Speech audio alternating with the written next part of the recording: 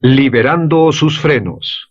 Hace muchos años, cuando comencé a estudiar las emociones negativas, el punto más crítico que descubrí fue que no se puede hacer ningún progreso hacia la salud, la felicidad, el amor y el cumplimiento del potencial mientras se insista en mantener intactas las emociones negativas.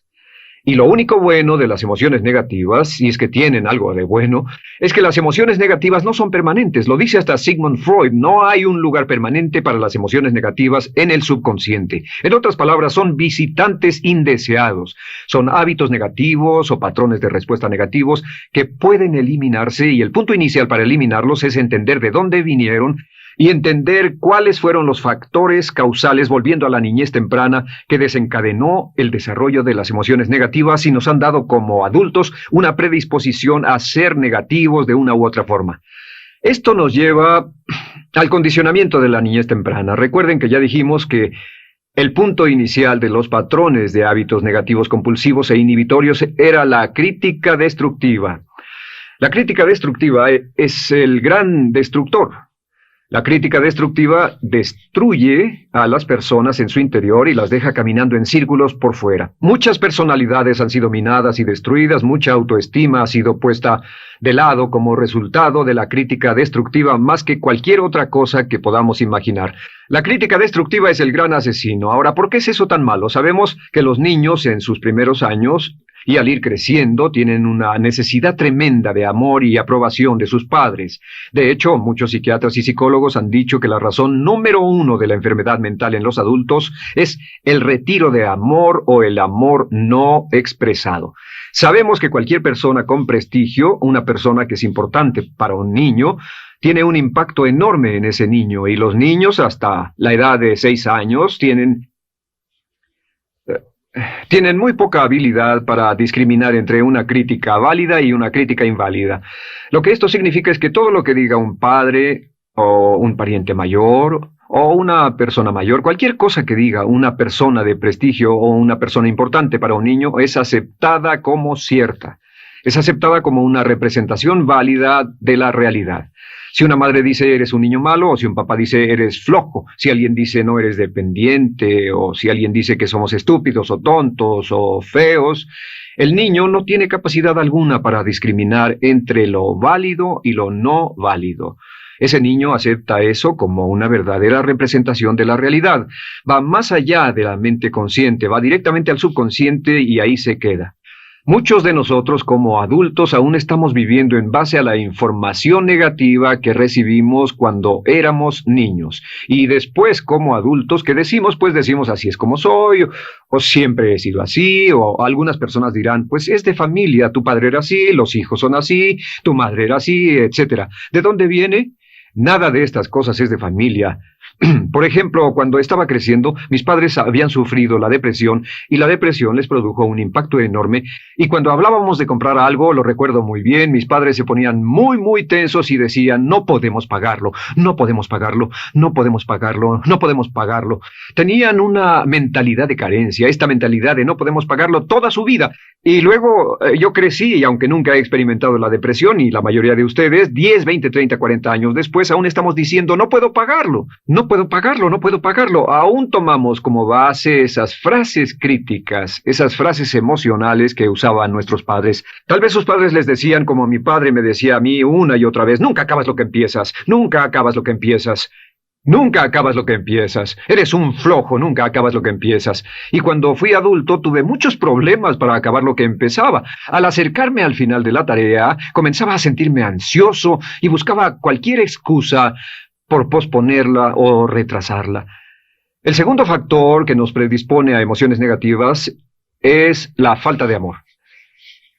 Sabemos que las personalidades de los niños se desarrollan al grado en que reciben una alta calidad y una alta cantidad de amor de sus padres. Existe una relación de 1 a 1 entre la cantidad de amor, la calidad de amor y una personalidad sana. Ese amor negado o la privación de amor es la causa clave de la infelicidad, la negatividad y la enfermedad mental en los adultos. Para que un niño se sienta realmente amado, el niño debe tener padres con buenos conceptos, y la mayoría de nosotros tuvimos padres que fueron víctimas de sus padres, que a su vez fueron víctimas de sus padres. Un escritor famoso dice que todo el mundo es víctima de una víctima. Todos son víctimas de víctimas. Nuestros padres quisieron criarnos de la mejor forma posible, pero ellos mismos fueron víctimas de víctimas.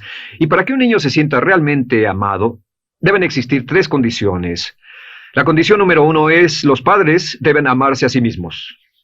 Los padres deben amarse a sí mismos. Recuerden, nunca le podrán dar más amor a otros que el que sienten por sí mismos. Si no se aman a sí mismos, no pueden amar a sus hijos. Si tienen un poco de amor por sí mismos, deben difundirlo en sus hijos. Si tienen poco amor por sí mismos y es absorbido por sus esposos, entonces, a veces, aunque deseen amar a sus hijos, no tienen amor que darles. Sus padres querían amarlos y en muchos casos no tenían amor para darles, y eso es porque nunca lo recibieron cuando crecieron.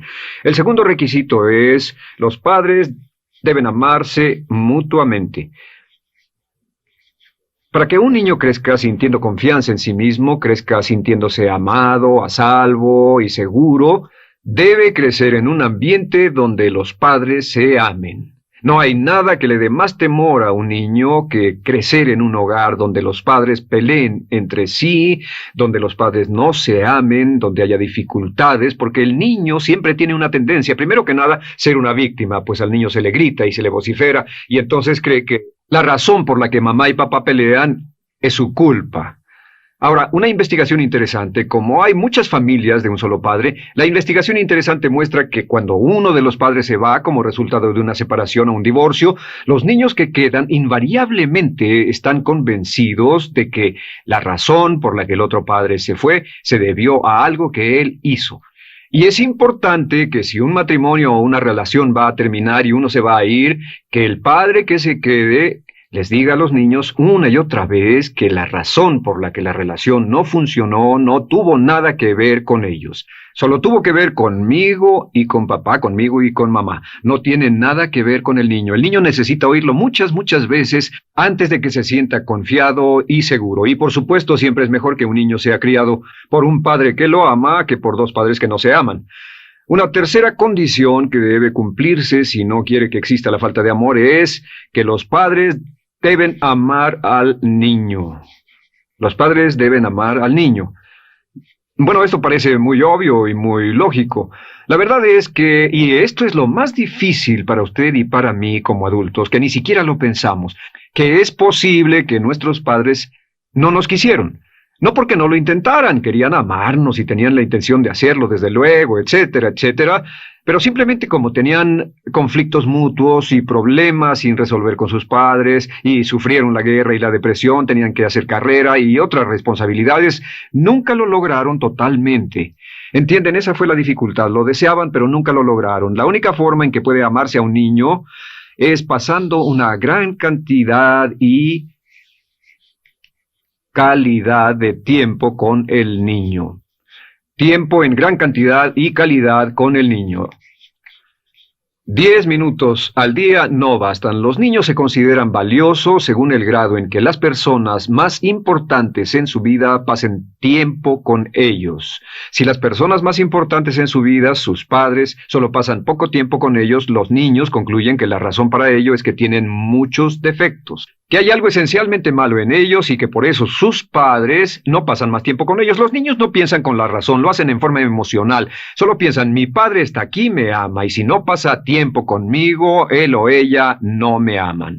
Y si cualquiera de esas tres condiciones existió o más cuando estaba creciendo, los padres no se amaban a sí mismos o no se amaban mutuamente, o tal vez no lo amaban porque nunca lo lograron, aunque querían. Entonces usted debe haber crecido en conjunción con la crítica destructiva que se llama culpa. ¿Y qué es la culpa? Pues simplemente la culpa es un sentimiento de no valer mucho. ¿De dónde sacamos este sentimiento? Lo obtenemos cuando continuamente gente importante nos critica en nuestra vida y simultáneamente no nos dan el amor que necesitamos. Sentimos que no valemos mucho o que no valemos nada. Y un sentimiento de culpa nos lleva a un sentimiento de falta de mérito, falta de valor y culpa. Y esa culpa, ese sentimiento de falta de mérito, es el mayor problema del siglo XX, la principal fuente de enfermedad mental. Es la fuente principal de los problemas en las relaciones, la fuente principal de enfermedad psicosomática, la fuente principal de la mayoría de los problemas que afectan a nuestra sociedad. Es el profundo sentimiento de culpa y falta de mérito que se expresa o se esconde en los pensamientos o en la actitud: no valgo suficiente, no valgo suficiente. No valgo suficiente. Ya hablamos de la autoestima y de lo importante que es. La autoestima significa me quiero mucho, me quiero mucho, me quiero mucho, me quiero mucho. Las personas que han sido criadas con críticas destructivas durante su vida no solo no se agradan a sí mismas, no sienten que sean lo bastante buenas para nadie, y en muchos casos están llenos de odio por sí mismos. Se odian a sí mismos, se autocondenan o se detestan. Y verán que esto sale en sus conversaciones y sale en sus relaciones con otras personas. Las personas que no se quieren a sí mismas, aunque quieran tener buenas relaciones, simplemente no son capaces de ello. Las personas que piensan que no son buenas para nada siempre lo hacen aflorar, siempre será un problema. Ahora, ¿cuál es la razón principal de la culpa? ¿De dónde viene la culpa? La culpa viene de 3 fuentes negativas: padres negativos, influencias negativas o religión negativa. Una de las 3. Cualquiera de estas 3 usa la culpa. De la culpa se valen y aprovechan, en especial los padres y las organizaciones religiosas, por 2 razones. Una es el castigo. La culpa se usa para castigarnos. Cuando estamos creciendo, el castigar es la forma más fácil de hacer que uno se sienta mal. Nuestros padres nos hacen sentir mal castigándonos físicamente o sermoneándonos o regañándonos. Y el castigo es una forma muy eficaz de irnos conformando o de conseguir que hagamos lo que los demás quieren. La segunda razón por la que se usa la culpa cuando se practica en forma consciente, y algunas organizaciones la practican así, es para tener más control emocional en especial, porque se puede controlar a una persona emocionalmente con culpa y manipular su comportamiento. Hay muchas organizaciones que usan la culpa como una herramienta de control y manipulación. Si puede controlar a las personas con suficiente fuerza y en forma emocional, puede conseguir su dinero, puede conseguir su tiempo, puede conseguir su compromiso, demandar sus recursos, etc. Muchas organizaciones usan la culpa para aplicar un castigo. Muchas organizaciones de caridad que se anuncian por televisión, en especial las de causas benéficas que involucran a niños o a personas incapacitadas, usan un sentimiento de culpa. A usted le va tan bien que debe sentirse culpable por estas personas que sufren. O envíenos algo de dinero y eso se encargará de su culpa por un momento hasta que lo incluyamos en nuestra lista de correo, etc. Y la culpa es un estándar. ¿Por qué se usa tan comúnmente? Pues primero que nada porque casi todos nosotros la tenemos en mayor o menor grado, y número 2, es fácil. La culpa es fácil. ¿Por qué nuestros padres la usan con nosotros? ¿Por qué nuestras madres la usan con nosotros? Nuestras madres pueden controlarnos con la culpa en un cuarto repleto. Nuestra madre puede controlarnos a miles de kilómetros por teléfono. Los padres usan la culpa en sus hijos porque sus padres usaban la culpa en ellos y así sucesivamente. Es lo más fácil, no existe un esfuerzo físico. Puede hacerse con una mirada o de reojo o una palabra. Ya sabe que las personas siempre buscan lo más fácil. Esté alerta. Ustedes han sido criados en un ambiente donde se les ha hecho sentir culpa y casi todos lo vivimos. Debemos entender que la culpa es como una letrina o bacterias emocionales negativas que se colocan en la raíz de su psique o su subconsciente y activan todas las demás emociones negativas: furia, odio, envidia, resentimiento, frustración y duda, temor, etc. Las crea y las activa a todas, y la forma para en realidad deshacerse del centro es exorcizarlo, extirparlo, y es lo que vamos a hacer el resto de esta sesión. Primero, ¿cómo podemos saber si nos criaron con sentimientos de culpa? Bien, a esto le llamamos la manifestación adulta de la culpa. Manifestación adulta de la culpa. Puede saber, probándose a sí mismo, ¿cuánto de esto tiene? Número 1, la manifestación adulta de la culpa es que tiene sentimientos de inferioridad, sentimientos de inadaptabilidad y de no merecer las cosas. No siente que merezca que le pasen cosas buenas. Si una persona ha sido criada con crítica destructiva y se le hace sentir culpa, entonces cuando logra éxito, aun con un tremendo esfuerzo, tiene una tendencia terrible de sentir que no se lo merece. A esto se le llama, por cierto, temor al éxito. El temor al éxito es solo otra forma de decir que la persona que ha estado condicionada a pensar de sí misma como poco valiosa o no lo bastante buena, se siente muy incómoda cuando experimenta el éxito. Se siente muy tensa y a disgusto. Realmente si sienten demasiada tensión, comienzan a aspirar cocaína, a beber demasiado alcohol, se enredarán en comportamientos autodestructivos, tendrán una sensación tremenda de ansiedad, como si alguien fuera a descubrir algo de ellos. Hay un libro en la librería que dice, si me está yendo tan bien, ¿por qué me siento como un impostor? Tienen el llamado síndrome del impostor. ¿Alguna vez ha tenido éxito en algo y la gente ha ido a usted a decirle, vaya, hiciste un excelente trabajo, o eso es maravilloso, aunque haya sido muy duro para usted, y sintió que los demás iban a descubrir, siente como que, es decir, que iban a descubrir que realmente no es bueno, que solo fue un fraude, solo un accidente, y por supuesto es lo que dice, fue coincidencia, fue un accidente, la verdad, no sé ni cómo lo hice. Hacen todo lo posible por huir de ese sentimiento de inferioridad y de no merecer las cosas. Estén muy alertas. La segunda manifestación adulta de la culpa es la autocrítica destructiva. Hay una línea de un gran poeta que dice, aquellos a quienes se les hace mal, hacen mal a su vez. Los niños a muy temprana edad, a veces a la edad de 2 o 3 años, comienzan a menospreciarse, se desgarran, hasta se golpean y se castigan físicamente si se les critica demasiado. Siempre dicen el equivalente de no valgo suficiente o no soy muy bueno, y se castigan a sí mismos. Y la crítica destructiva es un síntoma real de un sentimiento escondido de culpa e insuficiencia. El número 3 es que, fácilmente manipuladas por la culpa, las personas pueden jalar sus cordones de culpa en forma muy simple. Realmente vemos que existen 2 tipos de personas en el mundo, los lanzadores de culpa y los receptores de culpa. Invariablemente, estas personas se atraen mutuamente. Y por supuesto el lanzador de culpa es la persona que se identifica con el padre que lanzó la culpa y el receptor es la persona que se identifica con el que atrapó la culpa.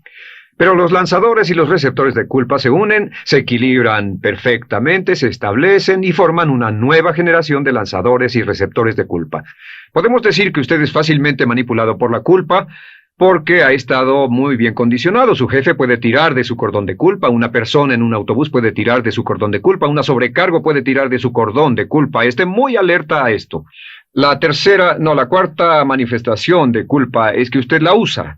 Usa la culpa y culpa a otro generosamente. ¿Por qué? Pues si ha funcionado en usted, la hará funcionar en ellos. Le parecerá que es un intercambio, un trato muy justo. Usa la culpa y la culpabilidad y se convierte en la base de sus relaciones con los demás. Cuando algo sale mal, les echa la culpa a ellos. Algo sale mal, culpa a alguien más. En cuanto hay un problema, busca a quién culpar. Un experimento muy interesante con la cámara escondida hace algunos años, fue que hicieron una plancha de hielo y la pusieron en la acera sin que nadie los viera. No hacía mucho frío, pero lo hicieron y observaron cómo reaccionaban las personas cuando pasaban por ahí, cuando caminaban por ahí, llegaban a esa plancha de hielo, se desequilibraban y se resbalaban y lo primero que hacían era observar a la persona más cercana a ellos, enojados, verdaderamente furiosos, en otras palabras, buscaban a quién culpar. Y si no había nadie cerca de donde habían caído, se levantaban otra vez, miraban a su alrededor, no había nadie y entonces pateaban el piso, pateaban con fuerza y se iban. Nuestra tendencia natural cuando algo sale mal es buscar a alguien o algo a quien culpar, en especial si nos criaron con una culpa continua. Y la quinta manifestación es lo que llamamos lenguaje víctima. Ahora recuerden que hablamos sobre la ley de concentración. Dice, lo que siembras cosecharás. También dice, si usas lenguaje de víctima, mantienes viva la culpa, la refuerzas, la edificas, la cultivas, la utilizas. El lenguaje víctima es lenguaje como no puedo, no puedo, no puedo. Cuando dice no puedo, no puedo, no puedo, envía un mensaje a su mente subconsciente y la mente subconsciente comprende que está inhabilitado, que no tiene control, que es una víctima. Y cuando desea poder hacer algo, su mente subconsciente retroalimenta su mensaje y dice no puedes, no puedes. Y lo segundo que dice es tengo que, y otra vez no tengo control, no estoy a cargo. Pero existe otra expresión del lenguaje víctima que debemos evitar, y es esta, trataré. Trataré, sea lo que sea, trataré. ¿Qué significan las palabras trataré? Pues déjenme decirles qué significan. Significan voy a fracasar y lo digo anticipadamente para que no me vengan con represalias. En otras palabras, dice trataré de llegar a tiempo, pero lo que está diciendo es tal vez llegue tarde y no pueden reclamarme porque dije que trataría. Cuando una persona dice trataré, está disculpando su fracaso por anticipado. Si fuera al doctor y el doctor lo examinara, lo auscultara y le dijera, pues está en pésimas condiciones, tendremos que intervenir, debemos llevarlo al hospital ahora mismo, me sorprende que haya llegado aquí, usted dirá, bueno doctor, espero que haga un buen trabajo. Y él dice, trataré. Si él dice eso, usted seguramente buscará otro médico. O si va a un abogado, lo culpan de algo y va a un abogado y le presenta su caso y dice, oiga, va a defenderme, y él dice, trataré. ¿Qué está diciendo? Está diciendo, escuche, he estudiado el caso y por lo que veo no hay mucha esperanza, pero lo tomaré de todos modos. Trataré son los que tratan de conseguir que les pague por anticipado. Otro juego de palabras que no debe usar. Por cierto, con respecto a trataré, lo que debe decir es lo haré o no lo haré. No trataré. Si alguna vez en nuestro negocio tenemos un negocio muy activo, si llamamos a alguien y le pedimos alguna cosa o algún trabajo y dice trataré de conseguirlo para el viernes o trataré de terminarlo a tiempo, al instante sabemos que lo que quiere decir es que quiere sentirse libre, no comprometerse. Así que nunca dejamos que nadie se vaya con un trataré, debe ser hecho o no, y queremos obtener una seguridad. Si hace falta, nosotros lo hacemos. Cuando dicen trataré, lo que están haciendo es que se están lavando las manos. Esté alerta, la otra palabra es desearía. Dicen que un deseo es una esperanza o una meta sin energía detrás. Desearía. ¿Qué significa un deseo? Desearía significa que me gustaría tener algo, pero sé que nunca lo podré tener. Cuando dice desearía bajar de peso, ¿qué significa? Las palabras no dichas son, pero sé que no puedo. Porque no por las excusas que tiene y el metabolismo que tiene y los problemas, etcétera. Siempre hay razones por qué debe salir, etcétera. Desearía dejar de fumar, desearía estar en forma. Desearía, desearía, desearía. Cuando usa la palabra desearía, le muestra al subconsciente que esto es algo que no cree que le sea posible lograr o adquirir. Entonces el subconsciente descarta completamente esto como meta y no le da energía, ni motivación, ni impulso, ni deseo de lograrlo. Así que esté muy alerta al lenguaje víctima. Esté alerta a la expresión sí, pero. O lo haría, sí, pero. Alguien le dice, haga esto, y usted dice, sí, pero. La palabra pero, por cierto, es el gran borrador. Si una persona le dice, podría incrementar sus ingresos o incrementar su rendimiento, ser una persona mejor o más feliz o bajar de peso o lo que sea, no importa. Y usted dice, sí, pero. Lo que está diciendo es que está borrando toda la aseveración que ha dicho antes. Manda un mensaje a su subconsciente que dice, no hay posibilidad. Y no hace esfuerzo, no otorga energía, no ejerce capacidad alguna hacia el logro de esa meta. Y las personas que han sido criadas con culpa tienen 5 cualidades o 5 manifestaciones de adultos. Una es que se sienten inferiores, se sienten inadecuadas, sienten que no merecen que les pasen cosas buenas. Estén muy alertas a eso. El número 2, se autocompadecen continuamente, usan la autocrítica destructiva. El número 3, usan la culpa y la culpabilidad en ellos y en otros. El número 4, son manipuladas por la culpa. Y número 5, usan lenguaje víctima. Así que, ¿cómo nos deshacemos de la culpa? ¿No es sorprendente cómo se aclara esto? Este pizarrón, todo se borra. Tengo una varita mágica cuando me voy a sentar al escritorio. Entonces, ¿cómo nos deshacemos de la culpa? Para deshacerse de la culpa...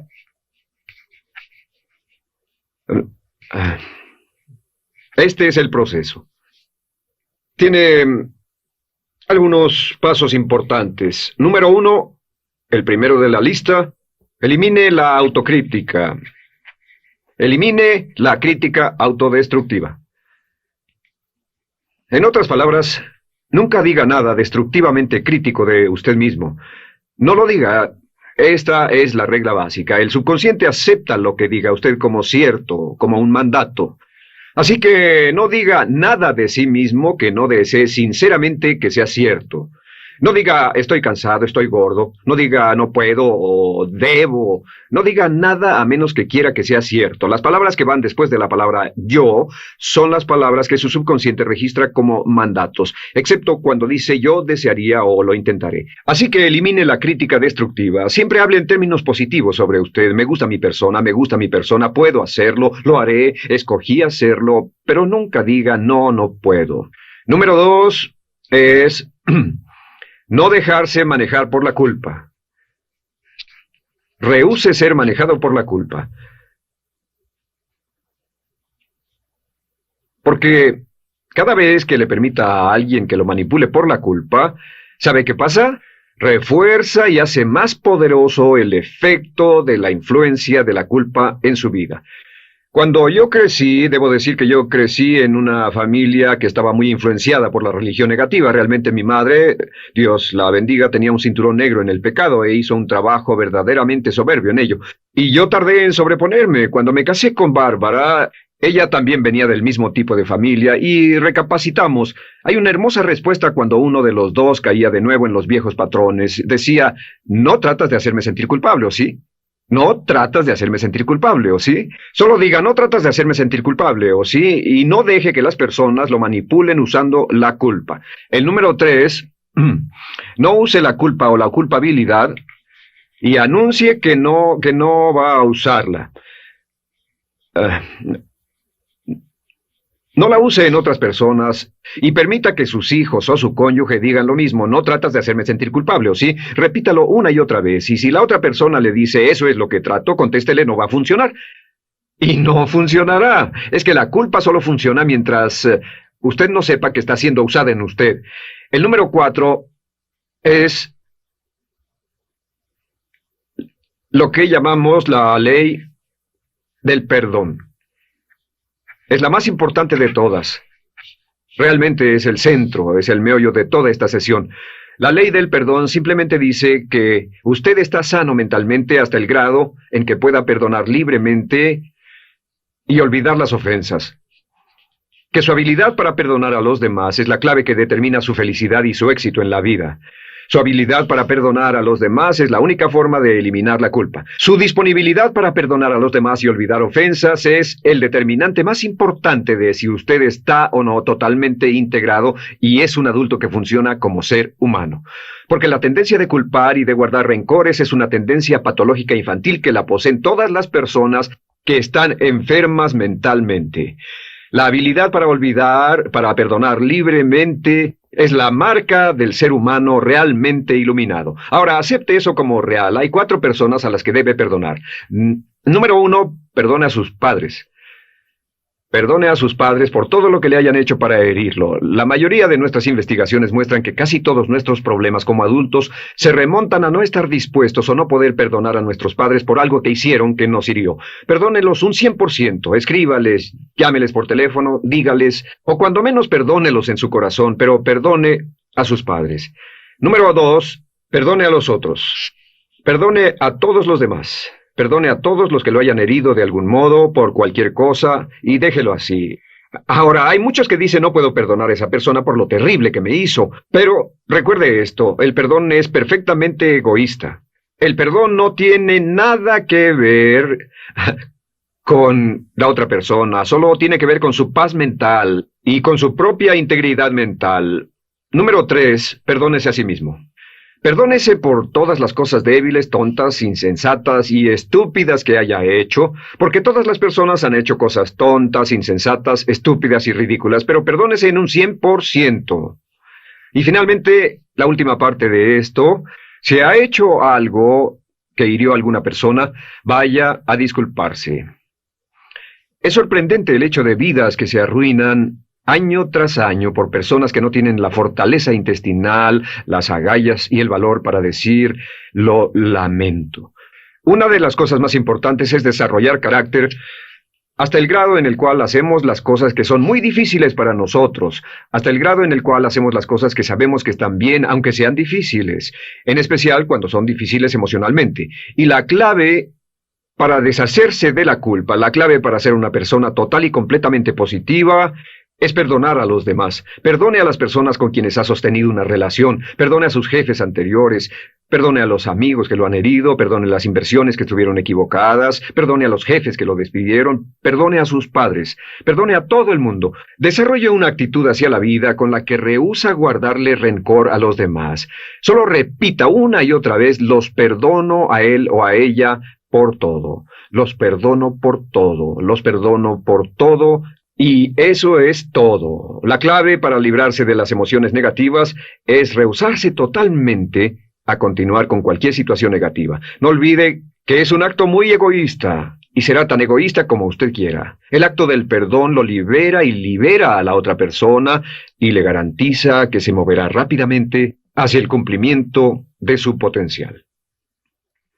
Para tener éxito, una mujer debe ser mejor en su trabajo que un hombre. Golda